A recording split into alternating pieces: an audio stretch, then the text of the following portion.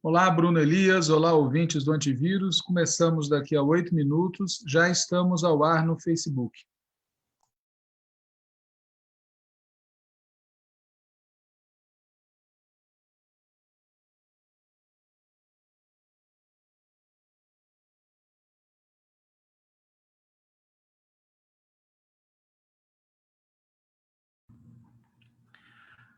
Boa noite, Walter. Consegue me ouvir bem? Perfeitamente. Ouço você e todos os que estão no Facebook estão ouvindo também.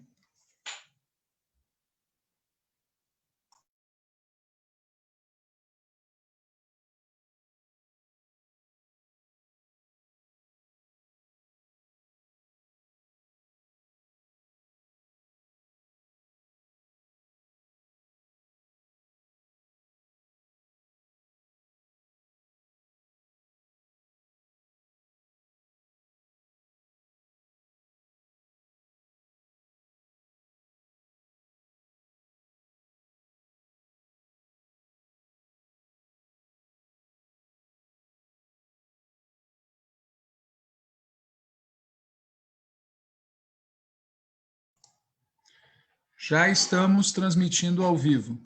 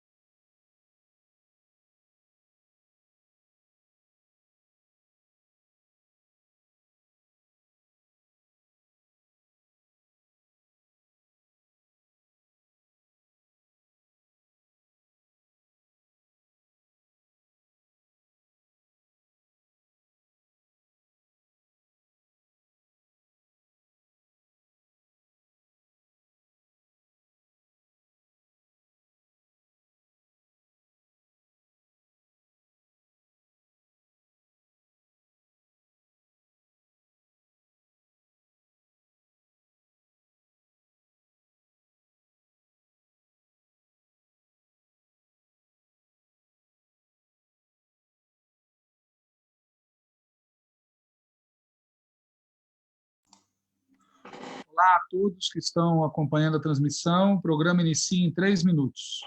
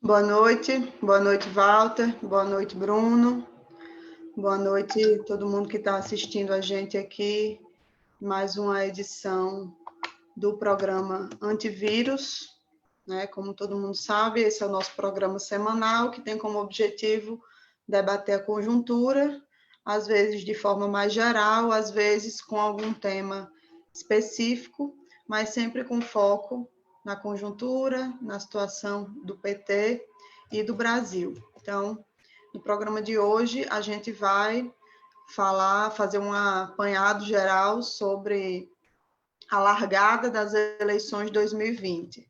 Vamos fazer alguns comentários gerais, depois o companheiro Bruno Elias vai falar um pouco sobre São Leopoldo, que é a maior cidade que o PT governa e que a gente tem um candidato a prefeito indo para a reeleição. E a companheira Gilcélia, que é a presidente do PT de João Pessoa, deve entrar aí daqui a alguns minutos e também vai fazer uma atualização para a gente sobre como está a questão lá da tática eleitoral do PT em João Pessoa. Então, esses vão ser os temas que a gente vai conversar hoje. Walter, pode começar. Bem. Bom, boa noite, Natália, boa noite, Bruno, boa noite a quem está acompanhando o programa Antivírus na transmissão nossa na página 13, né? No perfil do página 13 no Facebook. Bom, como eu fiz em outro programa, eu queria começar com uma espécie de introdução metodológica, né? Nós que somos militantes políticos e militantes de esquerda, nós passamos boa parte das nossas vidas ou assistindo ou fazendo análises de conjuntura. No meu caso, eu cheguei inclusive a ministrar uma disciplina no Instituto Cajamar, nos anos 80, intitulada Instrumental de Análise de Conjuntura. Se é algo tão comum, é razoável supor que existe um certo padrão, né, no como fazer análise de conjuntura, mas não é assim. Eu arrisco dizer que se você pedir a 10 militantes que expliquem como fazer análise de conjuntura, é provável que apareçam 10 explicações diferentes. Vou dar um exemplo. Como é que a gente faz análise da conjuntura mundial, né? Quais são as variáveis que devem ser acompanhadas para que nós possamos fazer uma análise da conjuntura mundial? Certamente os estados, o conflito entre os diferentes estados-nação constitui uma variável fundamental da conjuntura mundial, mas quais estados? Todos? Ou basta acompanhar o conflito China e Estados Unidos? E o que é que a gente deve levar em consideração na análise desse conflito? Só o conflito? Ou também é fundamental acompanhar a dinâmica interna dos dois países, da China e dos Estados Unidos? Vou dar outro exemplo. Como é que a gente faz análise da conjuntura do continente americano? É óbvio que a gente tem que levar em consideração o papel dos Estados Unidos, mas o que mais? Quais outras variáveis são fundamentais de serem levadas em conta para entender o que ocorre na nossa região, no nosso continente? Um terceiro exemplo, como fazer a análise da conjuntura do Brasil? Que elementos, que variáveis, que aspectos devem ser levados em conta? Qual o peso de cada uma dessas variáveis, desses aspectos, na composição do quadro geral? Há pessoas que dizem a situação econômica, a situação social, a situação política, a situação ideológica. Outros vão dizer o comportamento de cada classe social e de cada fração de classe. Enfim, esses exemplos que eu dei até agora mostram que mesmo entre os que fazem análise de conjuntura o tempo todo, há critérios diferentes para definir o que entra e o que não entra na análise da conjuntura. Além disso, tem que ser levada em conta a diferença entre a análise propriamente dita e as conclusões a que se chega a partir da análise. Quando se convida alguém para fazer uma análise de conjuntura, o que essa pessoa expõe na sua fala é uma síntese, não a análise propriamente dita. Às vezes, essa síntese é descritiva, às vezes ela traz junto uma proposta política, que pode ser programática, pode ser tática, pode ser estratégica, e aqui, como é óbvio, também há diferenças importantes, algumas das quais são causadas pela análise em si, outras diferenças são causadas por quem faz a análise. Dirigentes do PT, do PCdoB, do PSOL, por exemplo, podem fazer análises diferentes ou semelhantes, podem fazer sínteses parecidas ou não, e podem apresentar propostas similares ou não. Mas é provável que, mesmo que suas análises sejam semelhantes, suas conclusões difiram por causa de suas diferentes estratégias e programas. Isso tudo que foi dito antes pode passar a impressão de que a análise de conjuntura é uma coisa muito subjetiva, é totalmente subjetiva, é em grande medida subjetiva. Tratar-se-ia de uma arte, não de uma ciência. Há quem pense assim, mas essa não é a nossa opinião. Nossa opinião é de que a análise de conjuntura é a análise dos conflitos imediatos que no mundo se dão principalmente entre os estados e que dentro de cada país se dão principalmente entre as classes sociais. E, portanto, a grande questão da análise é determinar quais são esses conflitos, quais são os principais, quais os desdobramentos possíveis ou prováveis desses conflitos, quais são os desdobramentos que nós, nossa classe, ou pelo menos o setor da classe que nós representamos, quais são os desdobramentos que nós queremos e, a partir daí, decidir como intervir nos conflitos para tentar materializar os desdobramentos que a gente deseja. Por exemplo, no conflito de médio prazo entre China e Estados Unidos, ou entre Estados Unidos e América Latina, entre capitalistas e trabalhadores no Brasil, entre o governo Bolsonaro e a oposição de esquerda, é preciso descobrir quais são as questões que estão pegando no curto prazo e definir nossas posições e ações pontualmente e de conjunto. Me deram uma instrução aqui que eu não sei cumprir, então não vou nem tentar, porque eu vou desligar o Zoom se eu fizer isso. Muito bem. Então, assim, claro que nada disso é fácil de fazer, até porque na vida real os conflitos não envolvem dois, envolvem muitos protagonistas e muitas variáveis. Um bom exemplo disso é o que a gente vai analisar hoje, as eleições de 2020. O ideal seria que a eleição fosse clara e explicitamente entre bolsonarismo raiz e oposição de esquerda. Mas não é assim. Primeiro, nós temos eleições em 5.568 municípios. Em cada um desses tem uma microconjuntura. Em segundo lugar, tem eleições para a prefeitura e para a Câmara Municipal. E para cada um desses postos em disputa, há milhares de candidaturas disputando, lançadas por dezenas de partidos políticos. Terceiro, essas candidaturas e partidos estão misturadas em inúmeras coligações organizadas por motivações locais, estaduais, regionais, nacionais e sociais, mas tudo isso junto e misturado. Assim, as eleições que começam oficialmente agora no dia 26 não são um assunto fácil para analisar. Pensamos, então, adotar um método de aproximações sucessivas, a partir das seguintes variáveis: o bolsonarismo, a direita não bolsonarista, a oposição não petista e o Partido dos Trabalhadores. Sobre o bolsonarismo, a gente sempre pergunta, né? Existem candidaturas explicitamente bolsonaristas? Se existem, estão em que partidos? Estão aliadas com quem? Qual o objetivo do bolsonarismo nas eleições de 2020? Sobre a direita não bolsonarista, existem essas candidaturas da direita não bolsonarista? Se existem, estão em que partidos? Estão aliadas com quem? Qual o objetivo da direita não bolsonarista nas eleições de 2020? A oposição não petista, as mesmas questões. Existem candidaturas explicitamente da oposição, mas não petistas? Se existem, em que partidos elas estão? Estão aliadas com quem? Qual o objetivo delas nas eleições de 2020? E, por fim, o PT. Quantas são as candidaturas e como se distribuem pelo país? Estão aliadas com quais partidos? E qual é o nosso objetivo, o objetivo da oposição petista, nas eleições de 2020? São essas as questões que a gente queria colocar aqui como uma espécie de introdução metodológica. E, enquanto a Natália vai falando, eu vou tentando fazer o que ela mandou eu fazer aqui pelo chat. Se cair tudo, não entrem em pânico que a gente volta. No cantinho superior direito da tela, tem lá, Gallery View. Okay. Então, gente, boa noite. Essas questões aí que Walter colocou, agora no final da exposição dele, são questões que a gente vai, nas próximas semanas, aqui durante o curso das campanhas eleitorais, tentar estar respondendo ou, de certa forma, trazendo opiniões sobre elas, certo? Mas como a gente está aqui na largada, né, a ideia é falar sobre a largada das eleições, então eu vou começar pelo básico. E o básico é o básico mesmo, né? Por exemplo, a gente tem uma ideia que o Brasil tem quase 150 milhões de eleitores, né?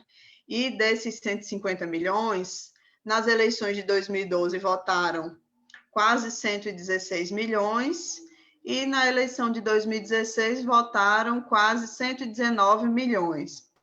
Isso significa uma taxa de abstenção entre 17% e 20%, mais ou menos, né? E, em se tratando das eleições de 2020, uma questão que a gente precisa se fazer é qual é a abstenção que vai acontecer, né? Com a pandemia, com essa questão da mudança da data, né? Qual será o impacto da abstenção, né? Se ela vai aumentar, se vai seguir no mesmo patamar, e qual será o impacto que ela vai ter na eleição, se vai prejudicar ou vai beneficiar algum setor. Essa é uma questão que importa aí para a análise das eleições desse ano. Uma outra questão é que na eleição desse ano de 2020, a gente está diante de algumas mudanças importantes de regras eleitorais, né? A primeira que eu queria comentar é que essa é a primeira eleição sem coligações proporcionais, e esse é um fator de impacto também nas nossas chapas de vereadores. Por exemplo, até onde se sabe, o nosso número de candidatos hoje, candidatos e candidatas a vereador, o nosso do PT, é parecido com o nosso número em 2012, um pouco menor até, mas é possível que seja quase a mesma coisa. Em 2016 não é um parâmetro muito bom, porque foi um momento que a gente teve uma imensa queda no número de candidatos, né, que em relação a 2020 já foi superada, a gente já chegou aos patamares de 2012, mas em 2012 tinha coligação proporcional, ou seja, isso significa que os votos de candidatos de outros partidos que faziam parte das coligações e das chapas junto com o PT ajudavam a eleger candidatos petistas, né? E isso significa que se a gente está indo para a eleição com um número de candidatos e candidatas parecido com o número de 2012, né? A gente tem chapas mais fortes que vão suprir, né, essas coligações, os votos que vinham de candidatos de outros partidos. A gente vai conseguir, com a tática política que está sendo adotada na formação das chapas, superar, né, essa questão das coligações. Vai ser melhor, né, para o PT em termos de, enfim, construção partidária, o resultado eleitoral, político, enfim, quais vão ser as consequências, né, dessa alteração dessa regra das coligações proporcionais na eleição. Isso não está muito nítido também, como é que isso vai impactar, né? E ainda tem outro fator importante, que é o fato de ser a primeira eleição municipal que vai ter o financiamento público, o financiamento do Fundo Público Eleitoral, que, como a gente já disse aqui, já relatamos isso em outros momentos, tem gerado imensos debates e disputas dentro do PT, mas aparentemente não é só dentro do PT que está gerando disputa, né? Teve uma decisão judicial recentemente determinando o bloqueio de 40% do fundo eleitoral de São Paulo para pagar uma dívida anteriores, algo que em tese não poderia acontecer, mas a gente sabe que, em se tratando de arrumar uma brecha para ferrar com o PT, né, o judiciário é um expert. Então, acaba sendo mais uma via, né? Está aberta aí mais uma via para perseguir, para estrangular o PT através do bloqueio do nosso financiamento eleitoral, né? Porque o estrangulamento do financiamento partidário é algo que já está em curso aí há um bom tempo. E a gente não sabe se essa decisão vai ser revertida, ou se esse tipo de coisa vai acontecer, se foi pontual ou vai acontecer em outros lugares, ou se vai ser aprofundada, né? A gente vai conseguir garantir os nossos resultados eleitorais caso exista algum tipo de inviabilização do financiamento com o qual o PT está contando para essas eleições, né? Que, obviamente, a inviabilização seria algo ilegal, mas também não dá para subestimar que seja possível de acontecer, né? Então, a gente não sabe que impactos teria na nossa eleição essa questão do financiamento ser usado dessa forma, né? Ser bloqueado, ser, enfim, utilizado para coisas que não deveria ser. Então, isso é uma questão relevante também, porque o financiamento público é algo que a gente defende, né? Faz parte aí das bandeiras que o PT defende, o financiamento público das eleições, e isso ser retirado vai, obviamente, favorecer os candidatos da direita, enfim. Então, além disso, então, eu queria trazer essas provocações sobre questões que podem influenciar aí nessa eleição esse ano, e também queria trazer alguns dados importantes para a gente ter uma visão geral sobre a eleição, né? Se trata de uma eleição municipal, mas a gente tem sempre feito esse esforço de tentar olhar para essa eleição de forma nacionalizada, né? Como a gente acha que deve ser todas as eleições municipais, mas essa em especial. Então, as eleições de 2020 vão acontecer em mais de 5.500 municípios do país, e destes municípios, destes mais de 5.500, existem 95 cidades onde acontece segundo turno. Essas cidades, elas reúnem mais ou menos 40% do eleitorado, 38 e poucos por cento do eleitorado total do país. É óbvio que as demais cidades, né, os outros 60% do eleitorado são importantes. Inclusive, existe uma capital em que não há segundo turno, que é o caso de Palmas, no Tocantins. Mas, se a gente juntar essa capital com todas as outras capitais, mais as cidades que não são capitais e têm segundo turno, a gente pode afirmar que o resultado das eleições nessas cidades é o que vai definir o significado político da eleição de 2020 no Brasil, né? Obviamente, isso também não significa que vencer nessas cidades signifique vencer em 2022. Não é disso que se trata, né? Primeiro, porque 2022 está muito longe.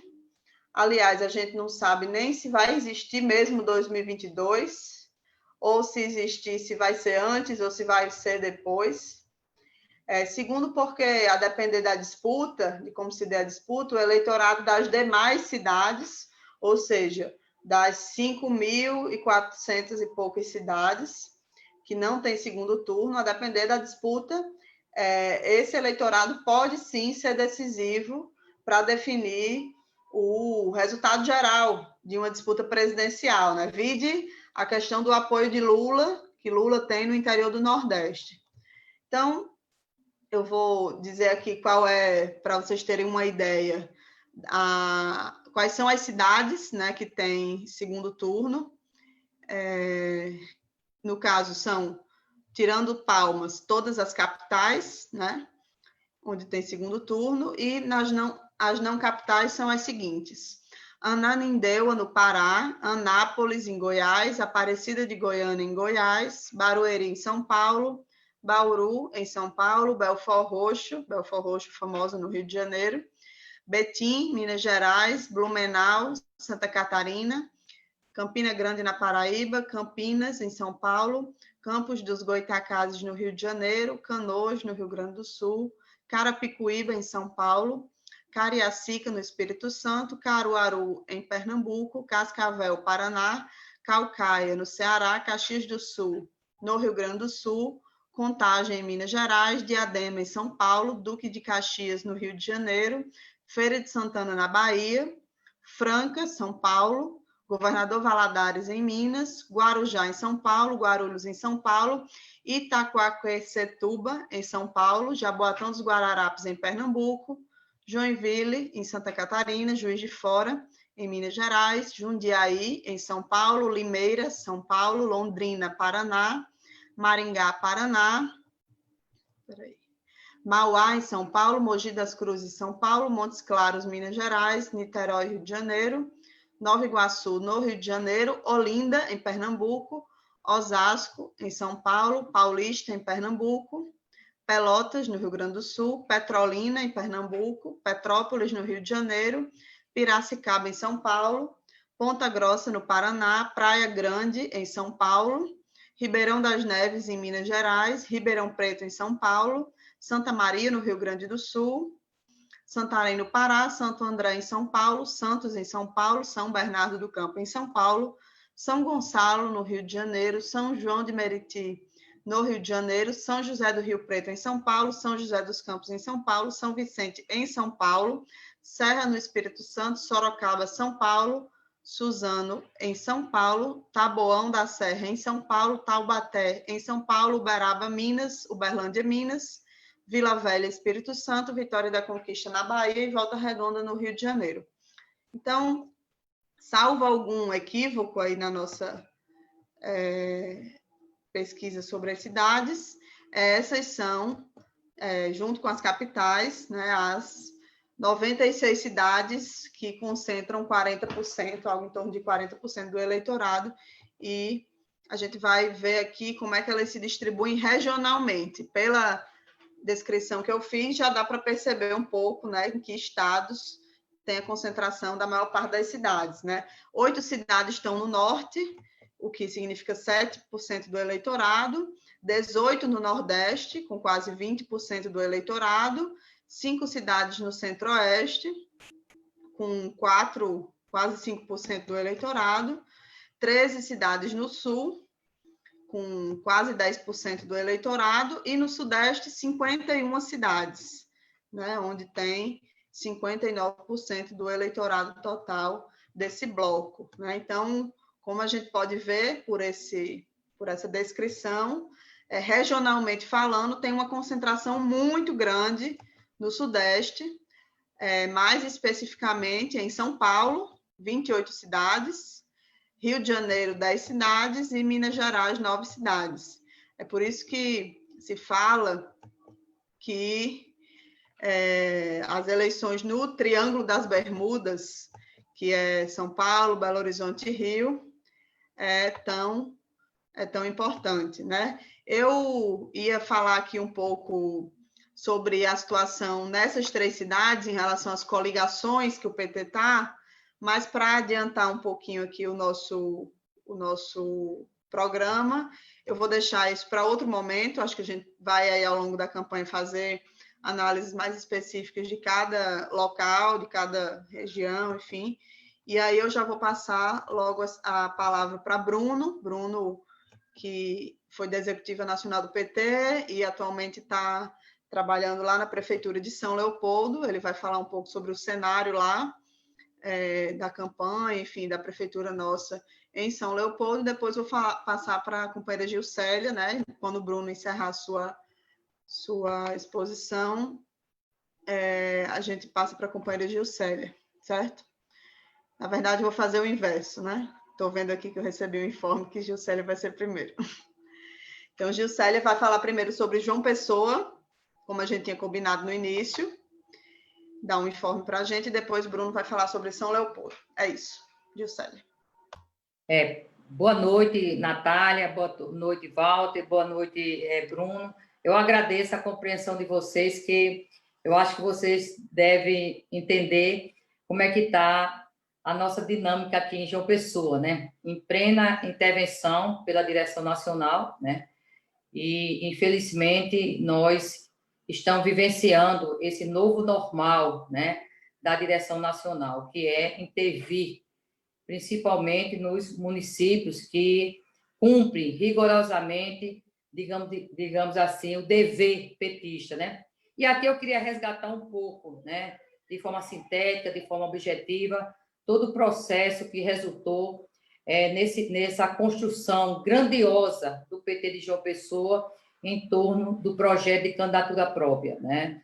Nós, ao assumir a presidência do PT em novembro, dezembro de 2019, nós perseguimos de forma muito programática, né, de forma muito altiva, a unidade partidária. E o projeto de candidatura própria unificou o PT de João Pessoa numa unidade nunca vista no PT de João Pessoa. Aliás, no PT da Paraíba, né? E construímos todo esse processo de unidade partidária em torno do projeto de candidatura própria, né? Tendo várias reuniões, várias deliberações, em plena pandemia, a gente construindo plenárias da militância, logicamente de forma virtual, né? E construímos esse projeto, logicamente dialogando com a direção nacional. Tivemos a presença de representantes do GTE Nacional, que naquele momento dizia, em alto e bom som, nós precisamos ter candidatura própria, principalmente nas capitais, né? E assim nos foi delegado essa missão de construir a candidatura própria. Uma missão, eu digo de passagem, de forma que nós cumprimos de forma muito prazerosa. E construímos, né, a aliança do Campo Democrático Popular com os companheiros e companheiras do PCdoB. Hoje nós temos, com a candidatura do companheiro Anísio Maia, tendo como vice o companheiro Percival, do PCdoB. E, para surpresa nossa, nós fomos, 15 dias antes da convenção, nós fomos surpreendidas com um movimento do PSB junto à direção nacional, diga-se passagem, em momento algum o PSB demandou o PT local, seja o PT estadual, seja o PT municipal, todo o diálogo foi feito através da direção nacional, né? E nós fomos surpreendidos, né, com, digamos assim, essa demanda do PSB através da direção nacional, que naquele primeiro momento dizia que nós precisávamos construir uma frente ampla, né, contra as candidaturas bolsonaristas. E essa frente ampla teria que ter como candidata que está posto hoje, né, da gestão, a senhora do PV, né, do Partido Verde, né, e nós resistimos, né, não tem como a gente construir essa frente ampla, né, onde a atual gestão abrigou até pouco tempo todos os partidos bolsonaristas, né? Então, resistimos e continuamos firmes na nossa candidatura, né? Outro momento do PSB, leia-se, tendo como protagonista o ex-governador Ricardo Coutinho, apontava tudo tendo a interlocução da direção nacional para uma candidatura do PSB, de uma deputada do PSB. Nós resistimos, colocamos que a nossa candidatura, a candidatura do PT, teria e tem as melhores condições, não só para fazer o enfrentamento às candidaturas bolsonaristas, mas também para crescer, né, enquanto campo de esquerda na cidade de João Pessoa. Resistimos. Terceiro momento, às vésperas da convenção, né, fomos também demandados pela direção nacional, agora de forma muito incisiva, né, que nós tínhamos que lidar com um fato novo, que era a candidatura do ex-governador Ricardo Coutinho, e que isso mudava tudo, né? O fato do ex-governador, né, se colocar como candidato mudava todo o contexto. E nós, novamente, dissemos que, no nosso entendimento, já que o ex-governador não tinha nenhuma disposição de nos apoiar, que as duas candidaturas seguissem, né? Eleição do segundo turno, quem for para o segundo turno apoia, logicamente, dentro do campo democrático popular. Mas, para surpresa nossa também, né, esse diálogo terminou com uma intervenção. Aí todos vocês sabem, né, que uma intervenção feita a partir de uma reunião de WhatsApp, né, e que nos surpreendeu em plena convenção, né? Nós estávamos em plena convenção quando isso aconteceu, a intervenção anulando o resultado da convenção, que homologava a candidatura do companheiro Anísio Maia, candidato do PT, com Percival, vice-candidato pelo PCdoB, né? E, a partir daí, começou todo um processo, que eu diria, truculento, violento, um assédio político que eu nunca vivenciei na minha vida partidária, né? Houve todo um acordo político, né, por cima de cúpula, né, com o PSB, leia-se o ex-governador Ricardo Coutinho, onde, nessa aliança, o PT teria que apresentar, certo, o vice do ex-governador Ricardo, né? Ou seja, do PSB.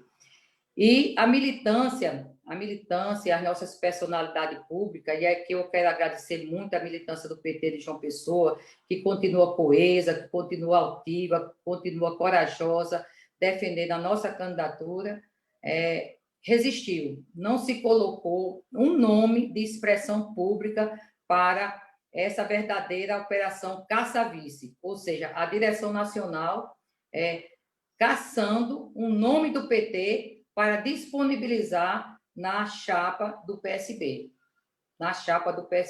né? E nós fomos surpreendidos no último domingo, onde um ex-filiado do PSB, que retornou às nossas fileiras petistas, né, no último prazo de filiação, se disponibilizou para esse processo vexatório, né? E ontem a direção nacional encaminhou ao TRE, aqui de João Pessoa, né, colocando o nome do senhor Antônio Barbosa como candidato a vice na chapa do PSB, né? E hoje toda a imprensa radiofônica e televisiva, né, pautou isso com muita ênfase, né? Então nós estamos nesse fogo cruzado, né? Truculência em cima de truculência, truculência em cima de truculência, né? E eu dialoguei muito com a direção nacional, mostrando que esse processo de destruição da nossa candidatura própria iria não só destruir o Partido dos Trabalhadores na cidade de João Pessoa, como também toda a Paraíba, né? Qual a legitimidade que o PT de João Pessoa, o PT da Paraíba, terá, né, em futuras eleições de se apresentar com candidatura própria, né?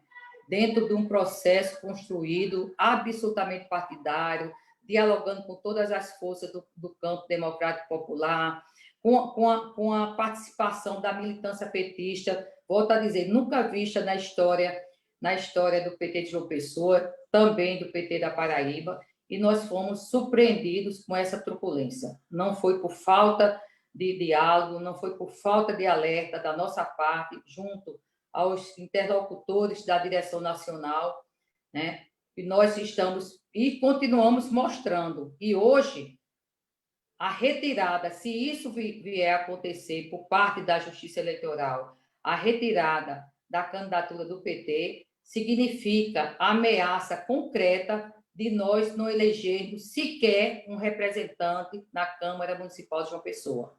Porque tem um movimento de diversos pré-candidatos e pré-candidatas, se acaso isso venha acontecer, certo? Eles renunciarem à condição de candidatos, né? Então, isso vai significar que nós possamos sair desse processo, né, violento, patrocinado pela direção nacional, certo? Sob o comando do PSB, leia-se, do ex-governador Ricardo Coutinho, sem um representante do PT na Câmara Municipal de João Pessoa, né?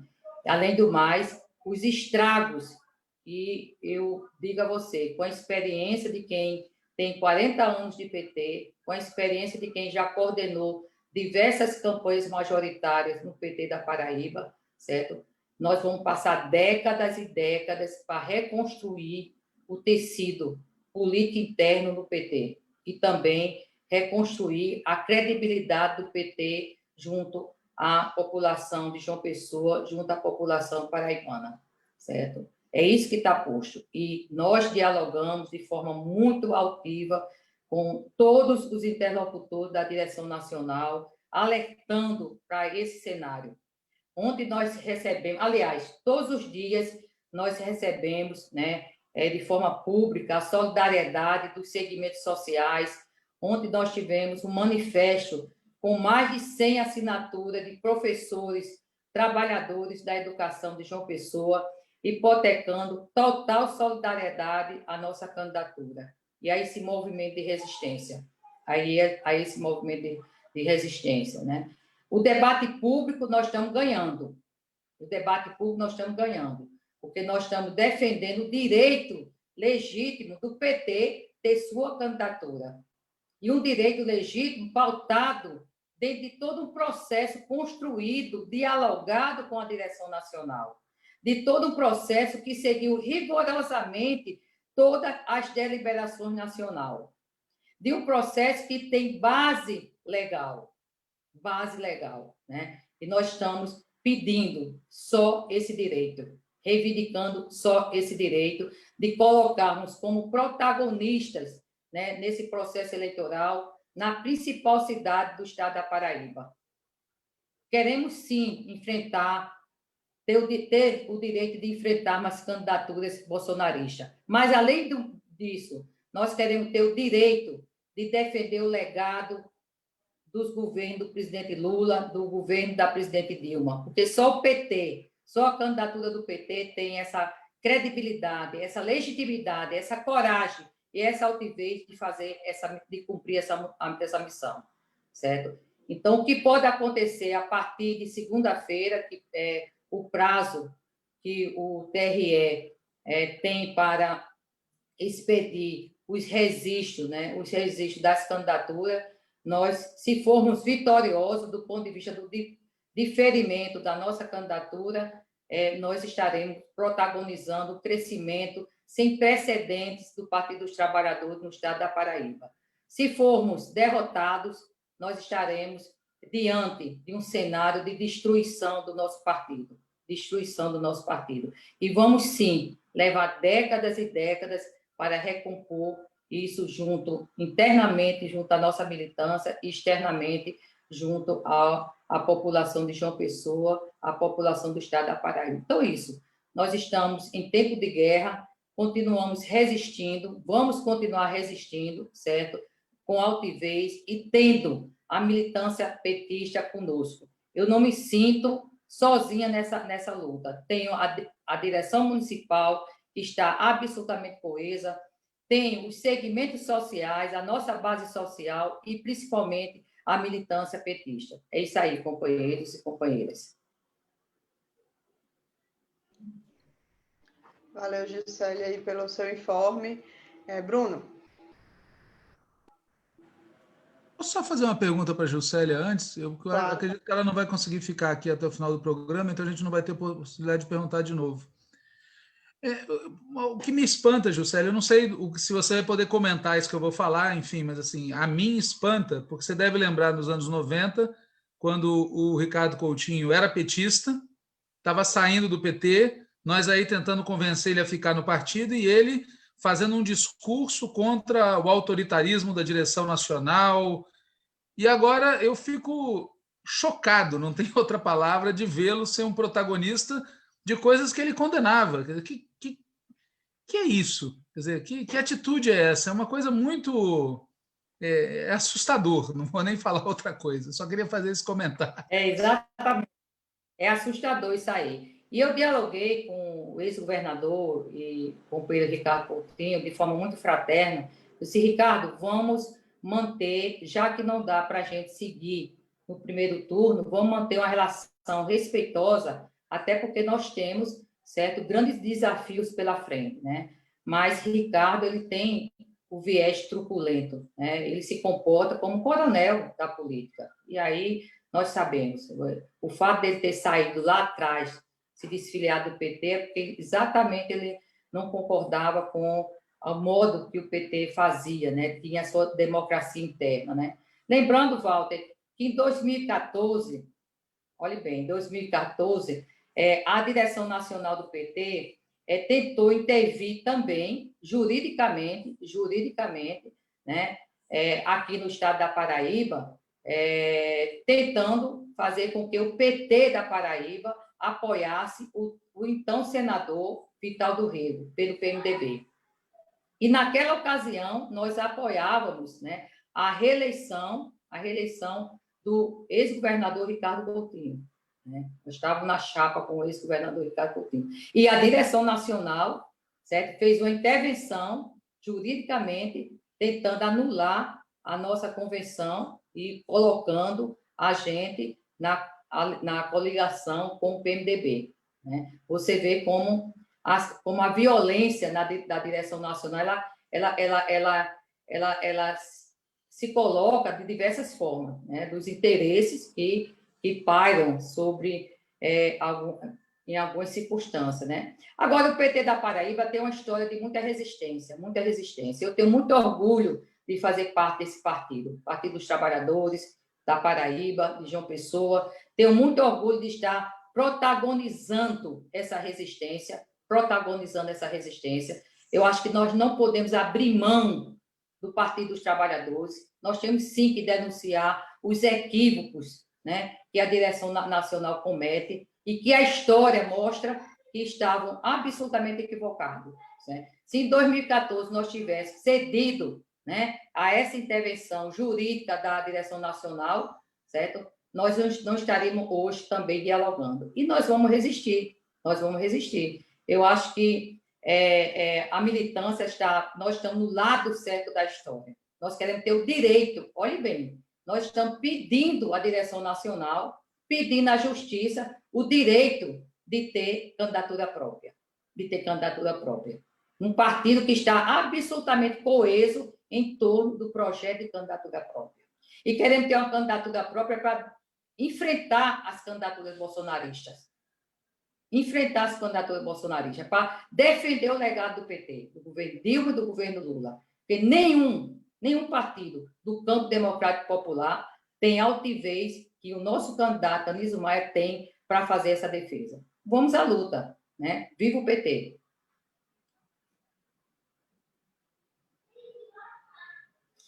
Eu vou ter que sair, né? Vocês sabem, eu vou para outra reunião, tempos de guerra, né? Ações de guerra, tá certo? Beijo! Tchau, Gisélia. Um abraço, força aí para todo mundo no PT da Paraíba. E obrigado por ter aberto um tempo aqui para vir participar com a gente. Um abraço. Eu que agradeço e desculpo por não ter participado ainda, viu, pessoal? Beijão! Tchau. Valeu, Gisélia. Obrigada. Então, gente, é isso. Agora eu passo a palavra para Bruno, que vai falar um pouco sobre a situação em São Leopoldo. Bruno. Boa noite à Natália, boa noite ao Walter, a Gilcélia, que acabou de participar aqui do antivírus. Antes de começar, só uma nota pessoal, estou morando, trabalhando e militando no PT aqui em São Leopoldo há pouco mais de 2 anos, então minha leitura aqui da conjuntura também é mediada por esse aprendizado contínuo aqui com os companheiros e companheiras no último período, né? Então, eu acho que antes de passar um pouco do quadro aqui eleitoral, acho que vale a pena situar um pouco algumas questões da história aqui recente da cidade. São Leopoldo é uma cidade governada pelo Partido dos Trabalhadores, né? O companheiro Ari Vanazzi está no seu 3º mandato. O companheiro Ari Vanazzi foi prefeito também aqui de São Leopoldo no período de 2005 a 2012, né? E foi eleito nessa eleição de 2016, né? São Leopoldo é uma cidade com 240 mil habitantes, 160, pouco mais, se eu não me engano, de 160 mil eleitores. Então, naquele quadro que a Natália apresentou, é um município que, apesar de ter uma população expressiva, não se enquadra naqueles que nós teremos segundo turno, né? Mas é uma cidade muito importante aqui do estado, né? Uma cidade historicamente que tem um setor industrial relevante, tem um dos principais polos, parques tecnológicos do país, tem uma economia diversificada, enfim, tem um lastro também de organização da classe trabalhadora, dos movimentos populares já de muitos anos. Então, representa um acúmulo importante do campo democrático popular e do Partido dos Trabalhadores, né? E nesses últimos 4 anos, o prefeito Ari Vanazzi foi prefeito no momento que, diferente dos 2 primeiros mandatos dele, no momento de muita crise e retrocesso em âmbito nacional e estadual, né? Lembremos que ele foi eleito em 2016, pouco depois do golpe de Estado, de toda aquela ofensiva de criminalização do PT e da esquerda, né, num contexto de aprovação da emenda constitucional que congela os investimentos em políticas sociais por 20 anos, então isso afeta brutalmente os municípios, né? Todo o desmantelamento que nós tivemos também nos programas sociais que nós contávamos quando éramos governo federal. Então, atuou num contexto de muitos desafios e, mais recentemente, a gente pode comentar mais à frente, aí nessa situação da pandemia desde março de 2020, né? Então, mesmo frente a essa crise, a essa situação difícil, é um governo de nítido compromisso popular e com as pautas da classe trabalhadora. E é reconhecido assim pela maioria da população aqui da cidade. Então, nós vamos entrar num processo eleitoral com muito entusiasmo aí com as possibilidades de fazer um debate político, reafirmar as nossas bandeiras históricas e as realizações do próprio governo, né? O mandato anterior a essa eleição do Vanazzi foi um governo do PSDB e de outros partidos da direita local aqui da cidade, que desmantelaram a capacidade de planejamento do município, os programas que tinham sido criados anteriormente, né? Situação de abandono e paralisia da prefeitura, né? E com a eleição do Vanazzi, nós conseguimos, ao longo dos últimos 4 anos, reconstruir a capacidade de ação do município, retomar os projetos estratégicos que tinham sido abandonados de desenvolvimento da cidade, de investimento nas políticas sociais. Então, mesmo diante dessa situação de estrangulamento do financiamento do governo do estado e do governo federal, foi uma prefeitura que ampliou a rede de saúde pública da cidade, da rede municipal de ensino, né? Está pavimentando dezenas de ruas em todas as regiões da cidade, né? O que acaba que vem acompanhada de uma série de direitos da cidadania, né? Saneamento, iluminação, melhores condições para a vida do povo nas periferias.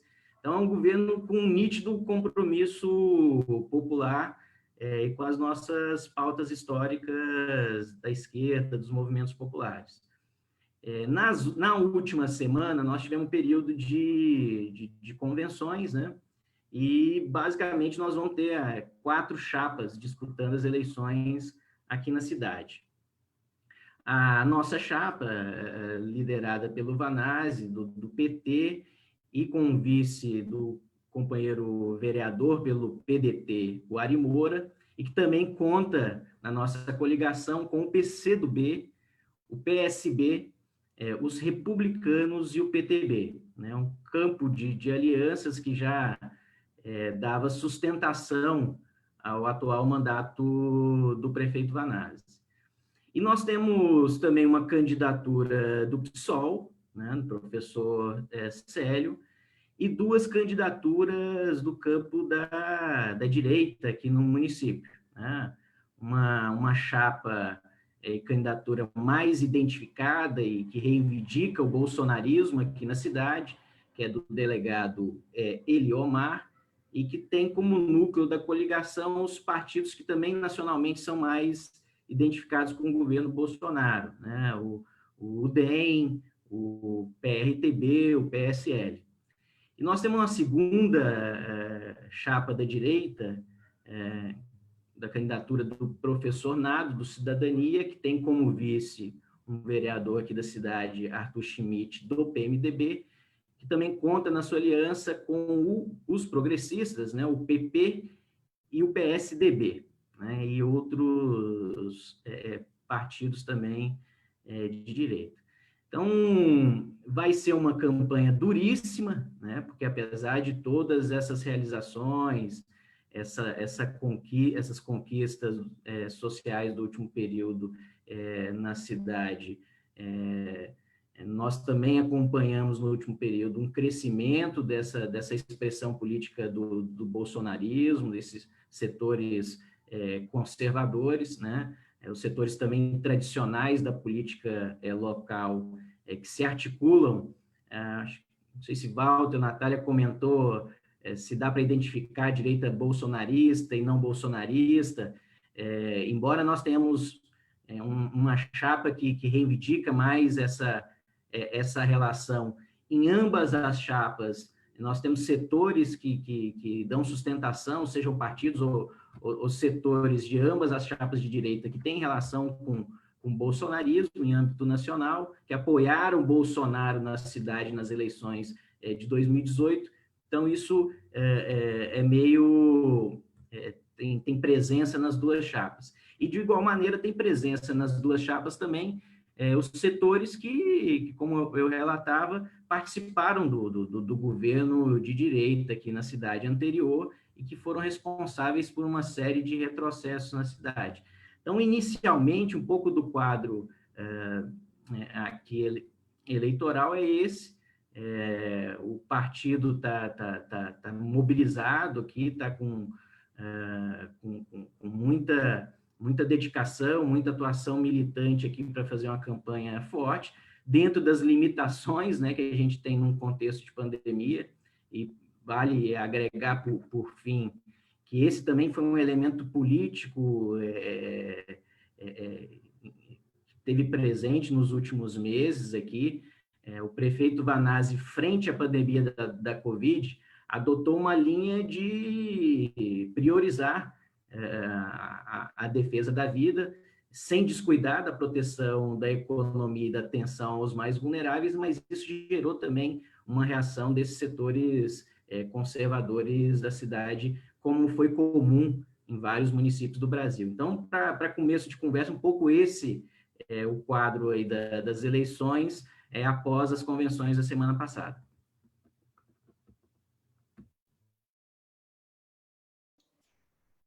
Tá bom.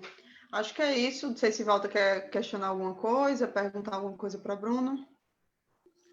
Na verdade, eu tenho uma pergunta que é para além de São Leopoldo. Assim, como é que está a situação político-eleitoral no estado do Rio Grande do Sul para o Partido dos Trabalhadores, para a esquerda? E, em segundo lugar, tem a ver com isso, né? Para nós, nacionalmente, São Leopoldo tem muita importância. Para o PT, nacionalmente, já foi dito aqui que é uma das maiores, se não é a maior cidade que o PT governa hoje. Aí, no estado do Rio Grande do Sul, essa importância, essa prioridade é reconhecida na prática? Como é que é isso? Bom, Walter, eu acho assim, como acho que é o caso de outros municípios também que vivem situação parecida no Brasil, eu não tenho esse levantamento preciso, mas talvez São Leopoldo seja um dos poucos municípios do país que são governados atualmente do PT, que tem condições reais de eleger o nosso projeto, de chegar em condições de muita força aí nessa disputa desse ano, né? O São Leopoldo se situa aqui na região metropolitana de Porto Alegre, nós vamos ter candidaturas em praticamente todas as cidades importantes aqui da região, mas, de fato, São Leopoldo, eu acho que esse é o apelo nosso, digamos assim, tem que ter essa consideração da direção estadual, da direção nacional do partido, para dedicar muita atenção aí e apoio militante para a nossa eleição.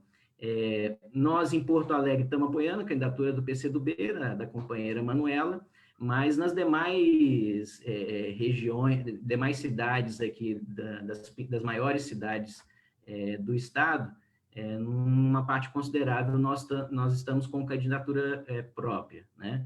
Mas, de fato, São Leopoldo é uma das que está melhor posicionadas e eu acho que a gente podia aproveitar essa oportunidade para reforçar mesmo esse engajamento das direções estaduais e nacional aqui no processo eleitoral.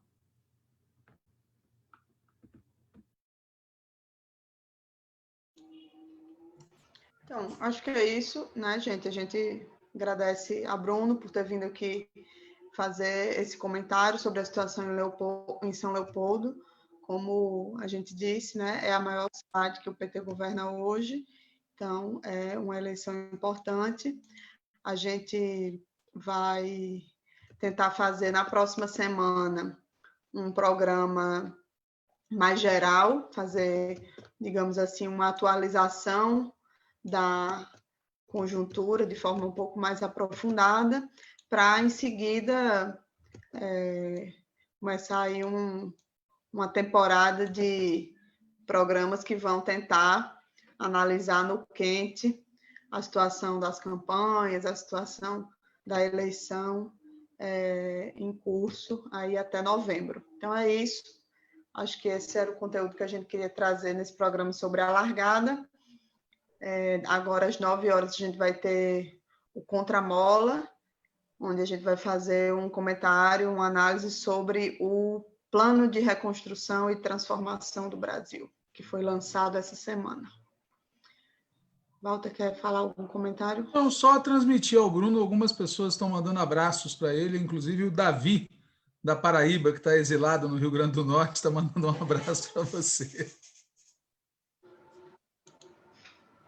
Um abraço a todos aí, pessoal. Legal, um abraço. Boa noite também. Um abraço. Boa noite, tchau, tchau. Walter. Boa noite, Bruno. Até mais.